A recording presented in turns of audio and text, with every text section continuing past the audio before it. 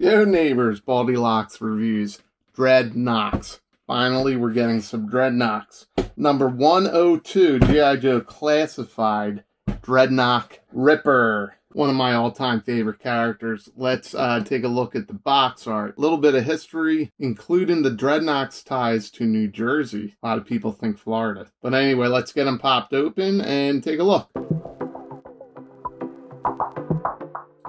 G.I. Joe Classified Series, number 102, Ripper.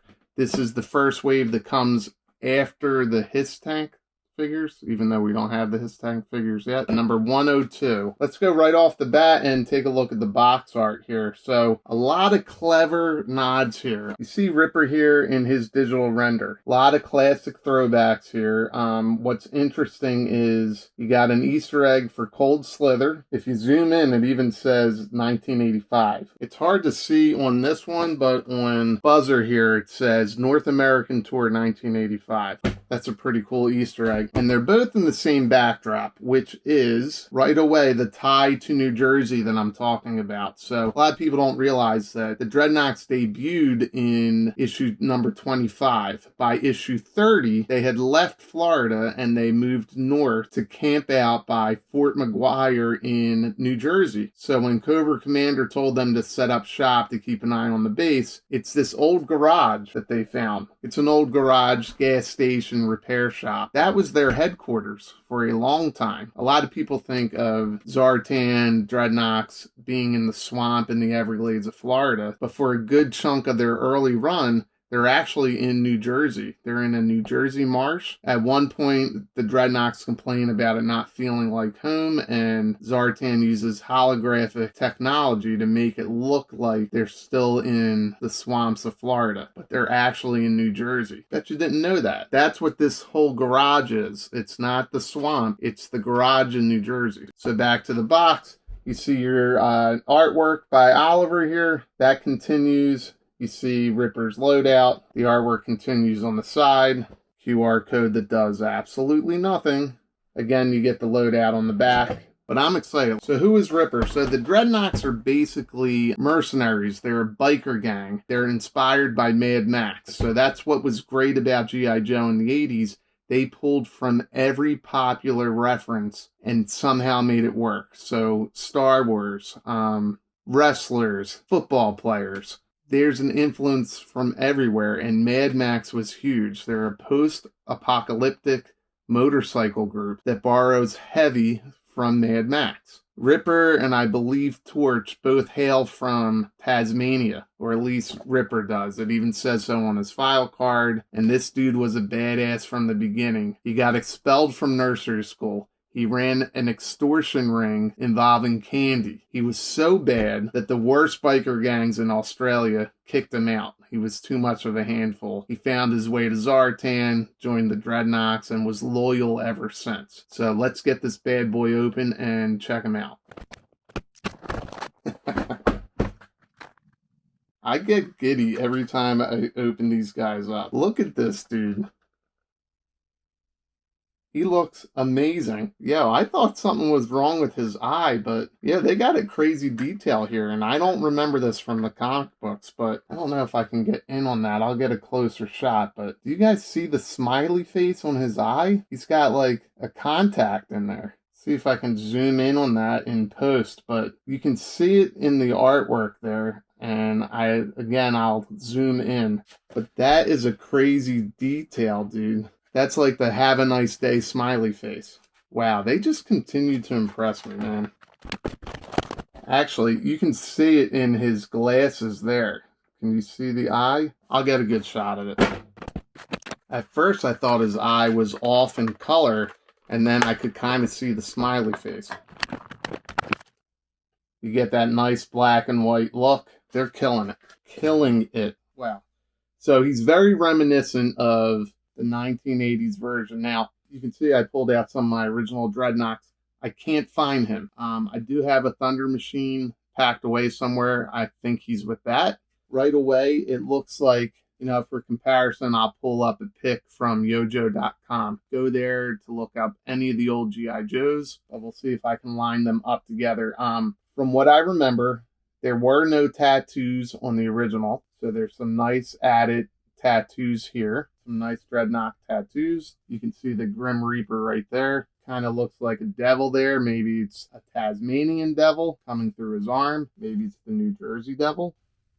But again, he's very reminiscent of the 1985 version, and you can see that it carries over the knife on his chest, his dog tags. I did notice that they didn't go with the half shirt. Now, the half shirts were huge in the 80s. I don't know why. It was a huge thing for guys. The Dreadnoks wore them. Most of the time, they looked like characters coming out of, do you guys remember in Police Academy, the Blue Oyster Club? They looked like tough versions of those guys. But again, it looks like they have darker dog tags, but they've got dog tags here. He's got the spiked armband here on his bicep, kind of a spiked gauntlet, wrist gauntlet, grenades on the right side of his chest, a teardrop tattoo. Now, that's kind of universal. That means he's killed a man. The detail on the head here is unbelievable. So you've got the nice mohawk, kind of a shaved on the sides, not a complete shave. But yeah, they really killed it again. Got a chain here on his belt. Now, I think I just knocked that loose. His holster came down, but it slides right back up on his thigh. I've seen these boots before. I'm not sure whose boots they are. Scrap irons? Are they scrap irons boots? No, they are not scrap irons boots. But I've definitely seen the boots before. Even though it's not a half shirt, it is still the camouflage shirt that he wore back in the 80s. This is a really faithful Classified update. He's even got some like lines in his eyebrows, maybe some scarring. I'm usually good with the Easter eggs. I don't know anything about the happy smiley face contact in his eye, but that is pretty impressive. I'll try and zoom in close and take a look. But let's take a look at his articulation. Head moves back and forth. T-pose, no problem. Looks like my man can do a healthy split. But I will say right off the bat, he is one of the first figures that I didn't really warm up or anything. Moves really nice right out of the box. Pinless double jointed elbows. Looks really, really good. Man, they killed it with this figure. Whew. All right, let's pop open his accessories and see how his sunglasses do. I know that Buzzard's been having a problem keeping his on. Let's see how Ripper's are. Oh, and I never really mentioned these foot lockers, Pelican case, whatever they're called. I don't use them. They go in the trash. Look at the size of this thing. So I'm just going to tell you right off the bat, I had no idea that this was Jaws of Life when I was a kid. I think most people thought that it was a jackhammer. It's Jaws of Life. I didn't know that as a kid. I didn't know until later. Now, this is an updated version of, I almost said jackhammer. This is an updated version. This one's called Power Jaws. It looks like they're going with a battery operated, or maybe not. That looks like an exhaust on the side. Let's just say it's more portable than the 1980s version. The 80s version had a hose that went to Ripper's backpack. Ripper doesn't have a backpack now, so this is more of a mobile version. It is articulated, opens right up. That's pretty cool. Put a Joe's head in there. Wow, the detail on this thing is pretty impressive. So again, another nice throwback to his original gun with the bayonet. Really sharp looking. It's a standard dark gray, but it does have the silverish plastic at the end for the knife. There we go. So that's a nice big Crocodile Dundee style knife. Maybe that's a little bit better. I'm not sure what kind of gun this is with a knife on the end. Then you get your magazine that goes into the gun. Pretty standard for G.I. Joe Classified. And now the sunglasses. They're not clear like what you see in the artwork here, but they are classic Ripper sunglasses. And yeah, they look like they go right on, almost as well as Sergeant Slaughter's. I have not opened my Buzzard just yet, so I know a lot of people didn't care for Buzzard's sunglasses, but Ripper's goes right on. They look nice and clean, and it's the classic red. That looks really sharp. I always thought that he kind of reminded me of Macho Man. Now, I don't remember, did Macho Man ever have a mohawk or a faux hawk? Come to think of it, this faux hawk mohawk He's got a little mullet in the back, or you remember when we were kids, we called them tails. He's got a tail in the back, so a solid throwback. He's also got some sort of clip to his beard. I don't think that's an earring. It looks like some sort of hair clip. But this gun goes right in the holster on his side. Nice fit. Right on his chest there, he's got the knife sheath. Again, reminiscent of his 1980s A Real American Hero figure. So no backpack, but he does wear a holster here, and it's got that peg right on the back for his gun. So kind of looking at him again, you'll notice that the dog tags are a dark gray, more like a charcoal gray, versus what you see in the digital render pictures. Same thing with the clip on his beard. It's not a silver. Also, his jeans are a much darker blue than what's in the digital render. So I do like how he looks. I think the clip on his beard would also stand out a little bit better if it were the lighter gray. The dog tags I kind of like. It almost looks like a dark charcoal. I kind of like how they look. All right, so this may seem like a random or abrupt cut. My camera crashed on me. I'm going to wrap this up. What do you guys think of Ripper? Are you going to pick him up? You definitely won't be disappointed. They knock it out again.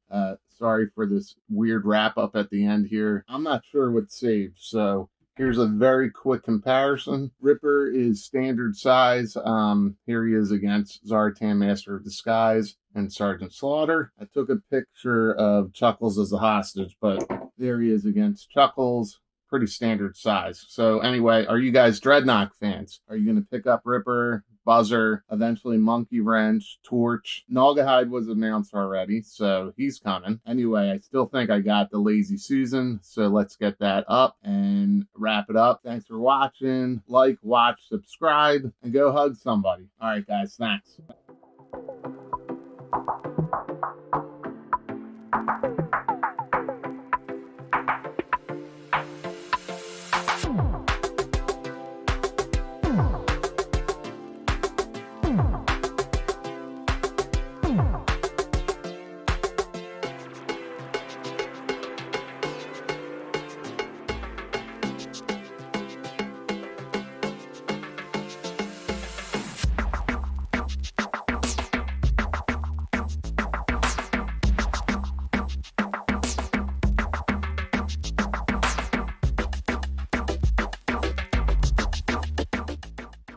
Yo, neighbor.